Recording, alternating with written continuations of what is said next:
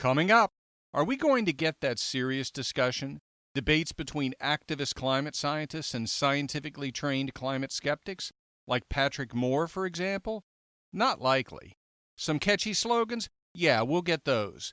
Perhaps windmills, electric car mandates, and meat taxes. They're great!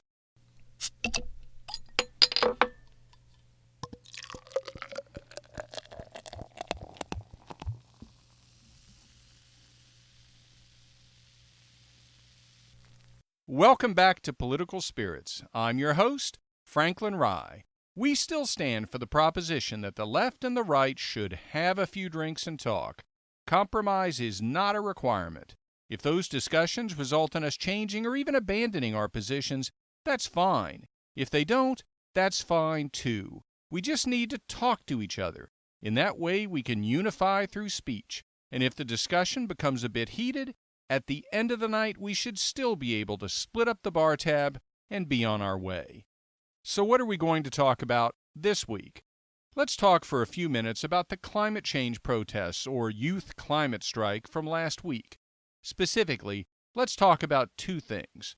First, the fact that many school systems chose to allow students to take the day off to attend the protest, and second, the role kids are playing in these protests. Numerous school systems around the country allowed students to take the day off to participate in the climate change march, or protest, instead of considering it to be an unexcused absence. Most notably, New York City schools allowed students to leave campus to participate, which could have resulted in up to all 1.1 million students leaving school. Now, I don't have an objection to schools allowing students to leave the premises during school hours, with parental approval, to participate in protests or marches, provided, and this is a key issue, provided they do so even-handedly, without any bias for or against a particular political view or philosophy. If instead the schools allow such participation only if it fits the particular political views of the school administration, it is wholly inappropriate and infringes upon the rights of students and their parents who have different political philosophies from the school administration. Think for a moment about all the political marches that we see and hear about throughout the course of the year. What do you think the New York schools' response would be to a request for students to leave campus to participate in a protest in support of the rights of the unborn? What about a march on tax day in opposition to excessive government spending? What about a protest against illegal immigration?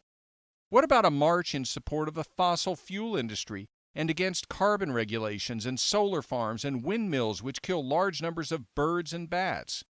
I'd be shocked if they approved it. And that's the problem. When schools approach this issue, evaluating whether to approve the participation during school hours based on what they think of the subject of the protest, they're effectively converting the taxpayer-funded K-12 education system into government indoctrination. Regardless of what you think about abortion, taxes, and government spending, illegal immigration, and climate change, both sides of each of these issues is a legitimate subject for discussion, for debate, and for protest. There is nothing appropriate about a school system stepping in to favor one side over the other in considering whether to approve kids leaving campus to participate in these events. But what about the way kids are being used in these protests to begin with? Publication after publication tells me that I'm supposed to have some particular elevated level of concern about climate change because of the presence of, admonitions from, or participation in protests of Greta Thunberg, a 16-year-old Swedish girl who has somehow become the face of climate change activism in Europe. The very idea is ridiculous. She isn't some genius who's come up with scientific findings regarding the climate. She's just a kid who's been propped up in front of the media to publicize the subject of climate change, to promote the idea that we are on the cusp of a climate change Armageddon. Now, that idea is either true or not true. I believe it's not true, and the truth or falsity of that idea is not in any way dependent upon the beliefs, statements of, or disapproving stares from a 16-year-old girl. And the fact that prominent media publications dutifully place her face on the cover of magazines, newspapers, and websites discussing the subject or the upcoming protests doesn't burnish their reputations. Instead, it damages them. She is the personification of a publicity stunt. They're attempting to make her the face of a movement, but she's no different from any other person. She hasn't suffered any unique loss. She's in no better position than any other teenager to understand climate change. Arguably, if you insist on using a teenager as the face of the movement, it would make more sense to use one who has some particular scientific acumen. There literally is no reason to pay particular attention to her. The use of this 16-year-old to publicize this issue, which is so serious because of the apocalyptic predictions made by climate change activists and the overwhelming costs and economy-destroying impacts of the proposals to fight climate change, makes coverage of this matter seem anything but serious. This is an enormous political issue, not a breakfast cereal. We need serious discussion, not a symbol, the human equivalent of Tony the Tiger, Snap, Crackle, and Pop, or Captain Crunch. Are we going to get that serious discussion? Debates between activist climate scientists and scientifically trained climate skeptics like Patrick Moore, for example? Not likely. Some catchy slogans? Yeah, we'll get those. Perhaps windmills, electric car mandates, and meat taxes. They're great! Next topic.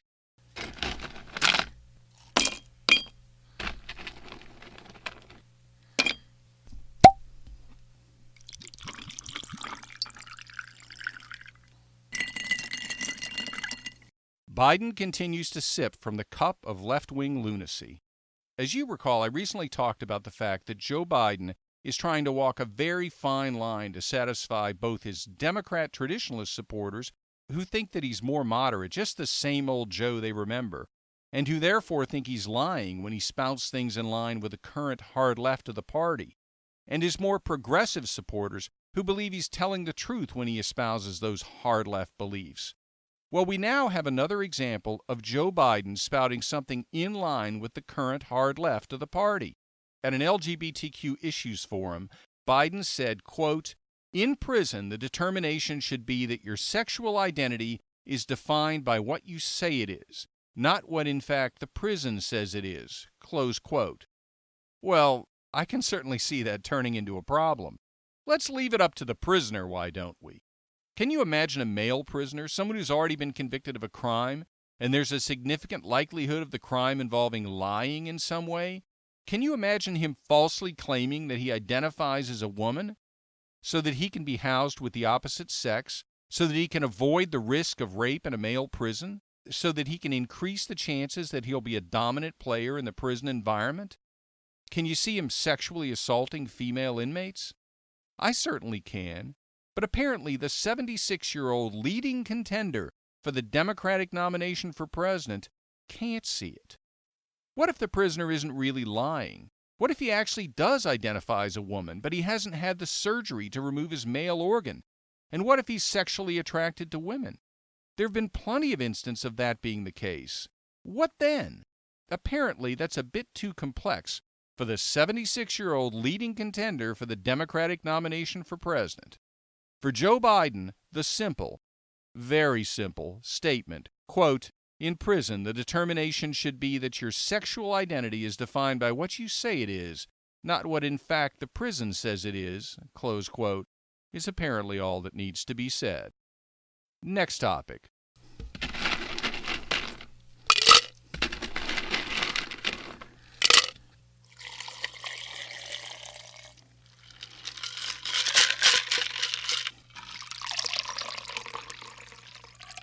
What's the point of minimum standards? Throughout our careers, we encounter standards. The minimum standards required to be hired for particular jobs. The minimum standards required to obtain and maintain a license to perform specific work. The minimum standards to obtain admission to a university or to a particular field of study within that university. We accept that. We get it. You have to know certain things or have taken certain courses or have certain experience to be able to do something well enough. Sometimes it's a standard set by the government. Sometimes it's a higher standard set by a particular college or a particular employer. but we accept it because we get the point, and we also presumably figure that others are faced with the same threshold. But just as with so many other things these days, we end up finding out that not everybody is faced with the same threshold. The most recent example comes from an Australian university. The University of Technology Sydney, or UTS, as reported by the Sydney Morning Herald, has decided to lower the entrance standards for women to take engineering courses. According to the Morning Herald, the UTS Director of Women in Engineering and IT, Arti Agarwal, a better gender balance in the engineering courses will lead to improved results for students and better buildings and improved designs in the outside world. She essentially is arguing that men can't design things like cars and public transport which are used by women, as well as women in terms of serving the needs of women. She contends also that lowering the entrance standards, quote, would not lower the quality of the graduates, close quote, stating, quote, I really cannot stress this enough, we are not taking people who don't deserve to be here, close quote. My response to that is simple. If that's the case, why do you have the standards to begin with? Why do you have a threshold set at a particular level to take engineering classes? Is it arbitrary? If you can lower them without having any effect on the quality of your graduates, then they must be arbitrary, so why have them at all? Now, I don't actually believe that it won't lower the quality of the graduates. I believe the university has reached a social justice conclusion that it wants to have more engineers who are women, and the number of women applying for those courses is not sufficient to get the number the university wants unless they lower the standards. To be blunt, I'm not sure they care if the quality of the graduates will be reduced. I believe their goal is to increase the number of women taking engineering courses. Period. And this is just the latest example of a public entity placing political correctness above its core responsibilities. I don't have any objection to women engineers. How could anyone have an objection to women engineers? What I do object to is lowering standards for one group of people just to get more of them, unless you conclude that the standards were pointless from the get-go and you throw them all out. So what about the university's other arguments? What about the argument that male engineers tend to design structures or devices that include female users, such as cars and mass transit, for example, less well from the standpoint of those female users than would female engineers?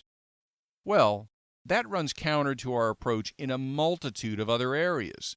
And regardless, it shouldn't justify lowering the standards for one group of people if the standards are actually necessary to begin with. If male engineers can't design structures and devices used by women as well as female engineers, then does that mean we have to have a male and female engineer on every project? That's certainly not the approach we've taken with various other professions that vary much more depending on whether the subject is a man or a woman. For example, are we to believe that male gynecologists are necessarily less competent at serving their patients' medical needs than female gynecologists? Are we to believe that a female urologist is necessarily less competent at treating a male patient? Now, I understand the concept of value and diversity of distribution in professional fields. I happen to think, for example, that the lack of male teachers in primary school education is a significant problem. In particular, young males who don't have a father figure at home would benefit substantially from having one or more male teachers in primary school. Young females without a father figure at home would also benefit from the presence of one or more male teachers in primary school. Unfortunately, because male primary school teachers are so rare, that often doesn't happen. But the solution is not to lower standards so that less qualified male teachers can enter the workforce. The issue is if few males pursue primary education school teaching positions, the solution is to figure out why they aren't pursuing those jobs, and then determine whether there's a publicity campaign or other steps that can be taken to encourage them to do so. The solution is not to lower standards. That's true here with male primary school teachers, and it's true with female engineers as well. And for those who believe it isn't, then they need to explain why we have the standards to begin with. Next topic.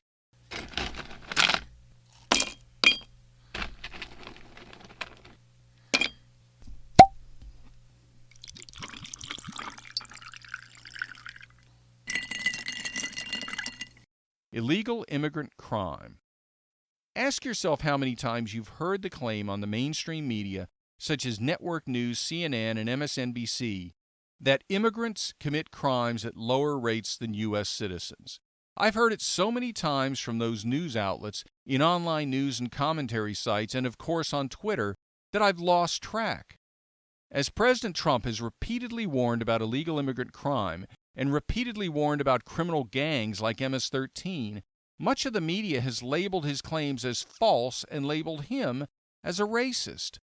But I've seen sources which contradict those media claims, including homicide statistics out of Texas. And I've always been frustrated because, from a purely logical evaluation, I could understand why legal, but not illegal, immigrants would actually have a lower crime rate. They went through the process. They may have spent years trying to get into the country legally. Those legal immigrants' reward for all of that hard work is riding on them staying between the lines. They run the risk of losing everything if they break the law. Moreover, crime rates are typically lower for people higher up the economic ladder. We all know that. Neighborhoods with the lower crime rates tend to be the more expensive neighborhoods, and neighborhoods with the higher crime rates tend to be the less expensive neighborhoods. The neighborhoods with the highest crime rates tend to be the ones which could be characterized as slums or nearly slums.